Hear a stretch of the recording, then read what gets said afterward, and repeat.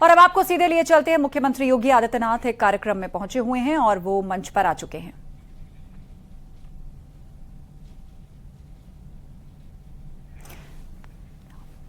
तस्वीरें आपको दिखा रहे हैं मंच की। एक कार्यक्रम में पहुंचे हैं सीएम योगी।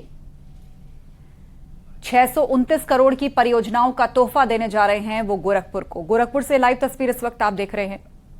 195 विकास परियोजनाओं की सौगात मुख्यमंत्री योगी आदित्यनाथ गोरखपुर को देने जा रहे हैं। विकास परियोजनाओं का लोकार्पण और शिलान्यास करने वो पहुंचे हैं। माता की, भारत माता की। गोरखपुर की 629 करोड़ रुपए की परियोजनाओं के लोकार्पण और शिलान्यास कार्यक्रम में मंच पर उपस्थित प्रदेश सरकार में मेरे वरिष्ठ सहयोगी जल शक्ति मंत्री श्री स्वतंत्र देव सिंह जी, माननीय सांसद गोरखपुर श्री रविकिशन शुक्ला जी, माननीय सांसद कमलेश पासवान जी, महापौर डॉक्टर मंगलेश श्रीवास्तव जी, माननीय विधायकगण श्री श्रीराम चौहान जी, विपिन सिंह जी, महेंद्रपाल सिंह जी, प्रदीप शुक्ला जी, भारतीय जनता पार्टी के जिला के अध्यक्ष युधिष्ठिर सिंह जी, महानगर अध्यक्ष राजेश गुप्ता जी, प्रदेश के ग्रामीण जलापूर्ति और नमामि गंगे परियोजना से जुड़े के प्रमुख सचिव अनुराग श्रीवास्तव जी और उपस्थित सभी हमारे प्रशासन से जुड़े हुए अधिकारीगण और गोरखपुर के सभी नागरिक भाइयों बहनों, आज सैकड़ों करोड़ रुपए की परियोजनाओं का लोकार्पण, जिनमें सड़कों का भी है और पेयजल का भी है, इनके शिलान्यास का कार्यक्रम और लोकार्पण का कार्यक्रम यहां संपन्न हुआ है। इसके लिए मैं गोरखपुर के मतदाताओं को, गोरखपुर के सभी माननीय जनप्रतिनिधियों को हृदय से बधाई देता हूं, अपनी शुभकामनाएं देता हूं। नए भारत का नया उत्तर प्रदेश और नए उत्तर प्रदेश का नया गोरखपुर विकास की एक नई आभा के साथ प्रदेश, देश और दुनिया के अंदर चमकता हुआ नजर आ रहा है। भाइयों बहनों, ये केवल एक योजना नहीं है, ये केवल पानी पिलाने की योजना, पानी शुद्ध पेयजल उपलब्ध करवाना हमारी भारतीय संस्कृति में ये पुण्य का कार्य माना जाता था। लोग प्याऊ लगाते थे जगह जगह, लेकिन आज देश के यशस्वी प्रधानमंत्री जी के कारण हर घर नल की योजना और हर घर नल की योजना में भी पानी ऐसा जैसा शुद्ध आरओ का पानी, जैसे बोतल का पानी आप देखते होंगे दुकानों में, उससे भी शुद्ध पानी अगर कोई मिल सकता है तो वह यह हर घर नल योजना के माध्यम से प्राप्त होने की प्रक्रिया लगभग आधे से अधिक संपन्न हो चुकी है उत्तर प्रदेश राज्य में। और उसी योजना के एक बड़े कार्यक्रम को आज शिलान्यास करके आगे बढ़ाया जा रहा है।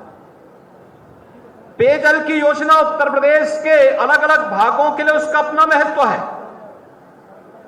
बुंदेलखंड में पानी नहीं था, वहां सभी 4000 गांवों में शुद्ध पेयजल की आपूर्ति की व्यवस्था लगभग फाइनल हो चुकी है। यानी वहां पे जितनी आबादी है वहां पे हर घर तक शुद्ध पेयजल पहुंच रहा है। याद करिए, वहां पर पहले ट्रेन से पानी पहुंचाया जाता था। माताओं बहनों को वहां पर 5-5 किलोमीटर दूर तक अपने सिर में गगरी ला करके पानी लाने के लिए मजबूर होना पड़ता था। गर्मियों में वह भी नहीं मिलता था तो ट्रेन से पानी पहुंचता था। हमारे पूर्वी उत्तर प्रदेश में पानी की कमी नहीं, लेकिन शुद्ध पेयजल की आपूर्ति हो, इसके लिए आवश्यक था कि इस प्रकार की व्यवस्था लागू हो। क्योंकि इंसेफ्लाइटिस का एक्यूट इंसेफ्लाइटिस सिंड्रोम, एईएस कि जो बीमारी है उसके पीछे अशुद्ध जल भी है। इस अशुद्ध जल से मुक्ति दिला करके लोगों को शुद्ध जल की आपूर्ति हो और इंसेफ्लाइटिस का उन्मूलन हो, इसी क्रम में इसकी उपयोगिता पूर्वी उत्तर प्रदेश के लिए बहुत महत्वपूर्ण था। और आज मुझे प्रसन्नता है जब एक तरफ इंसेफ्लाइटिस के उन्मूलन को अंतिम चरण में हम लोग लेकर के चल रहे हैं, वहीं शुद्ध पेयजल हर घर नल तक पहुंचेगा। यह उस योजना का ही एक अगला सोपान है। और भाइयों बहनों, उसी सोपान को अमली जामा पहनाने के लिए आज गोरखपुर के माननीय जनप्रतिनिधियों के साथ मैं और जल शक्ति मंत्री और विभाग के अधिकारी आपके बीच में यहां पर आए हैं। भाइयों बहनों, हम सब जानते हैं देश दुनिया के अंदर एक नई आभा के साथ चमक रहा है। दुनिया के अंदर भारत के बारे में लोगों की भावनाएं थी वो बदली है, भारत के बारे में जो धारणा थी वो बदली है। आज भारत को लोग सम्मान के साथ देखते हैं, लेकिन उत्तर प्रदेश देश की आबादी का सबसे बड़ा राज्य 2016-17 के पहले पहचान के संकट के दौर से गुजर रहा था। ये पहचान का संकट यहां पर दंगाओं के कारण, भाई भतीजावाद के कारण, परिवारवाद और जातिवाद की राजनीति के कारण, भ्रष्टाचार के कारण, माफियावाद के कारण, इन सब के कारण उत्तर प्रदेश के नौजवानों के सामने, उत्तर प्रदेश के नागरिकों के सामने पहचान का एक गंभीर संकट खड़ा कर दिया था। और आज इसीलिए मैं आपके पास आया हूं आपसे कहने के लिए, ये पहचान का संकट जिन लोगों ने खड़ा किया था, उन लोगों के सामने ही आपने पहचान का संकट खड़ा कर दिया है और स्वयं अपनी पहचान को दुनिया के सामने एक नई आभा के साथ प्रस्तुत किया है। और यही नई आभा है जिसमें नए भारत का नया उत्तर प्रदेश है, तो नए उत्तर प्रदेश का नया गोरखपुर भी आपके सामने है। पहले रामगढ़ ताल यहां पे हत्याएं होती थी, अपराध का गढ़ था, गंदगी का गढ़ था। और आज यहां पर जब रवि किशन जी और महेंद्र पाल सिंह जब फिल्मों में ठुमका लगाते हैं यहां पर, तो आप यहां पर देखते होंगे किस प्रकार से यहां पूरे गोरखपुर और पूर्वी उत्तर प्रदेश के लोग देखते हैं फिल्मों में कार्य कैसे होता है। इन लोगों के यहां पर फिल्मों की शूटिंग कर रहे हैं, लोग एक साथ मिल करके कर रहे हैं।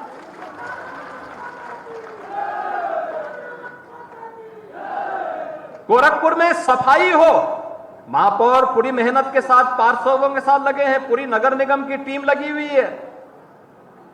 रवि किशन की आवाज में धुन बजाते हुए जब सुबह सुबह घर घर कूड़ा निकालने के लिए गाड़ी निकलती है, लोगों को लगता है कि अब गोरखपुर बदल गया है। जू भी आप देख रहे होंगे, समय निकला, परिवार के साथ निकल गए जू देखने के लिए, रामगढ़ ताल में बोटिंग करने के लिए, घूमने के लिए। पहले गोरखपुर में केवल गोरखनाथ मंदिर के कैंपस में, अब रामगढ़ ताल भी देर रात्रि तक। एक दिन मैंने रात्रि को 12 बजे फोन किया प्रशासन के लोगों को, मैंने कहा देखो रामगढ़ ताल की तरफ जा देख करके मुझे बताओ क्या स्थिति है वहां पर। रात 12 बजे 12 से 15 हजार की भीड़ यहां घूम रही थी। तो मैंने कहा देखो, इसलिए मैंने कहा क्योंकि जो लोग घूम रहे हैं उनमें सुरक्षा का एहसास भी होना चाहिए, इसलिए पुलिस की वहां पे उपस्थिति, पेट्रोलिंग और सुरक्षा का एहसास हर व्यक्ति के मन में होना चाहिए। आज गोरखपुर में कितनी भारी सेवा है, 14 जगहों से गोरखपुर जुड़ा हुआ है वायु सेवा से, दिल्ली से, मुंबई से, कोलकाता से, लखनऊ से, बेंगलुरु से, हैदराबाद से। पहले कोई सोचता था गोरखपुर से वायु सेवा, आज तो भाइयों बहनों वहां भी जुड़ चुका है। फर्टिलाइजर, रात्रि को आप फर्टिलाइजर की लाइट थोड़ा देखिए कभी, क्या चमकता है, ऐसे लगता है जैसे मुंबई फेल हो जाएगी उसके सामने। AIIMS, BRD medical college, Ayush विश्वविद्यालय और 4 लेन और 6 लेन की सड़कें जब उसमें स्ट्रीट लाइट जलती है तो बहुत सारे लोग फीके पड़ जाते हैं उसके सामने।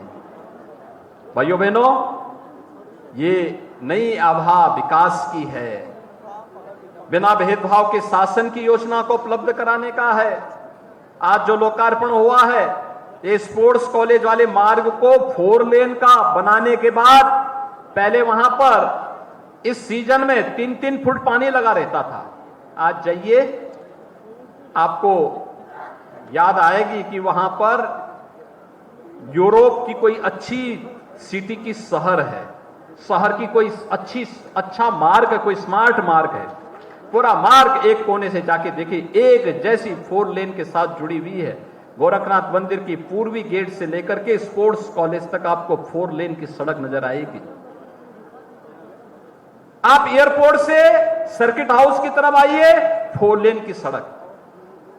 एयरपोर्ट से गोरखनाथ मंदिर होते हुए सुनौली की तरफ जाइए, 4 लेन की सड़क। लखनऊ से सैजनवा होते हुए, गीड़ा होते हुए, नौसर होते हुए, सिटी होते हुए, पैडलेगंज होते हुए, मेडिकल कॉलेज की तरफ आप चले जाइए, महाराजगंज की तरफ चले जाइए, 4 लेन की सड़क। हर ओर 4 लेन 6 लेन की सड़क आपको दिखाई देती है। ये विकास की नई आभा है आपकी। और गोरखपुर विकास की इस गति को तेजी के साथ आगे बढ़ा रहा है।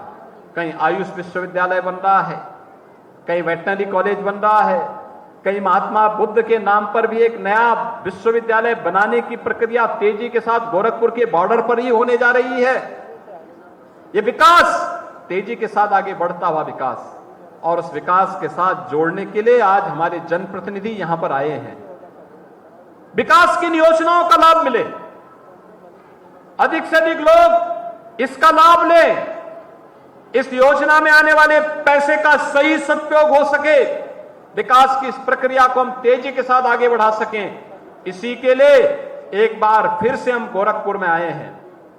आपने देखा होगा, बाढ़ से पहले लोग त्रस्त रहते थे, आज बरसात होती है लेकिन बाढ़ नहीं आती। बरसात होती है, शहरों में 3-3 दिन तक जल जमाव नहीं होता। आए 1 घंटे के बाद पानी निकल गया। एक प्रक्रिया है, लेकिन अब उन सभी से मुक्त होकर के हम भी कह सकते हैं कि हमारा भी विकास हुआ है, हमारे शहर का भी विकास हुआ है, हमारे गांव का विकास हुआ है।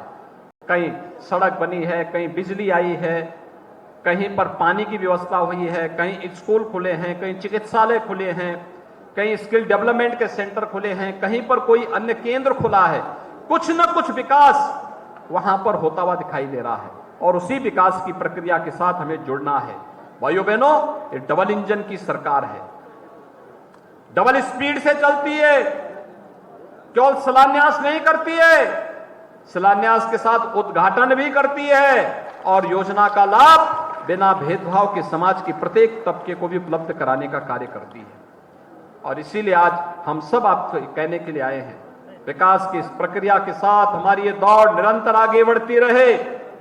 इसके लिए प्रधानमंत्री मोदी जी के नेतृत्व में एक तरफ विकास और राष्ट्रवाद के लक्ष्य जगाने वाली सरकार कार्य कर रही है, दूसरी तरफ जिन्हें गरीबों का विकास अच्छा नहीं लगता, जिन्हें कमजोरों का उत्थान अच्छा नहीं लगता, जिन्हें नौजवानों को मिलने वाली नौकरी और रोजगार अच्छा नहीं लगता, जिन्हें प्रदेश के अंदर या देश के अंदर किसानों की खुशहाली अच्छी नहीं लगती, वे लोग देश को नए भारत, उभरते हुए भारत, शक्तिशाली भारत, सशक्त भारत अच्छा नहीं लगता, वे दगाबाज और दंगेबाज आज फिर से मोदी जी को रोकने के लिए एकजुट होकर के फिर से बैरियर बांधने का कार्य कर रहे हैं।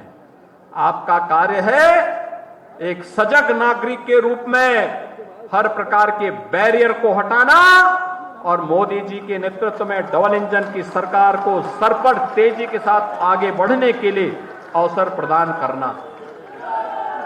यह अवसर जाति, क्षेत्र, मत, मजहब, क्षेत्र और भाषा से ऊपर उठ करके सबका साथ और सबके विकास की भावना के साथ आगे बढ़ेगा। यह अवसर हम सबको मिलकर के विकास और राष्ट्रवाद के मुद्दे को प्रभावी ढंग से आगे बढ़ाने से यह कार्यक्रम आगे बढ़ेंगे। इस विश्वास के साथ आज हम सब यहां पर आए हैं। मैं आज 629 करोड़ रुपए की इन परियोजनाओं के लिए, जिसमें गोरखपुर महानगर की भी परियोजना है और साथ साथ गोरखपुर जनपद की पेयजल की 197 परियोजनाओं के साथ साथ अन्य सड़क मार्गों की परियोजनाएं भी हैं। इन सभी परियोजनाओं के लिए अपने सभी जनप्रतिनिधियों का अभिनंदन करता हूं, विभाग को धन्यवाद ज्ञापित करता हूं और गोरखपुर वासियों को बधाई देता हूं। जन्माष्टमी के पूर्व यह एक गिफ्ट आप सब लोगों के लिए, एक उपहार आप सबके लिए जन्माष्टमी की मंगलमय शुभकामनाएं देते हुए मैं अपनी वाणी को देता हूं विराम। आप सब मेरे साथ बोलेंगे जय जय श्री राम।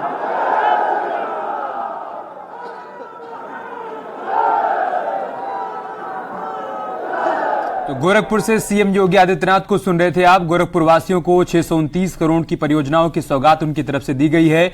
197 परियोजनाएं ऐसी हैं जिनका शिलान्यास और लोकार्पण आज हुआ है मुख्यमंत्री योगी आदित्यनाथ की मौजूदगी में।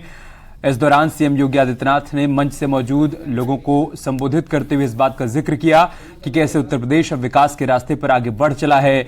अब परिवारवाद का यहां पर कोई स्थान नहीं, दगाबाज दंगेबाज सभी एकजुट हो रहे हैं 2024 में प्रधानमंत्री मोदी का मुकाबला करने के लिए। लेकिन एक बार फिर से केंद्र में बीजेपी की सरकार बनेगी और प्रधानमंत्री मोदी तीसरी बार देश के प्रधानमंत्री बनेंगे।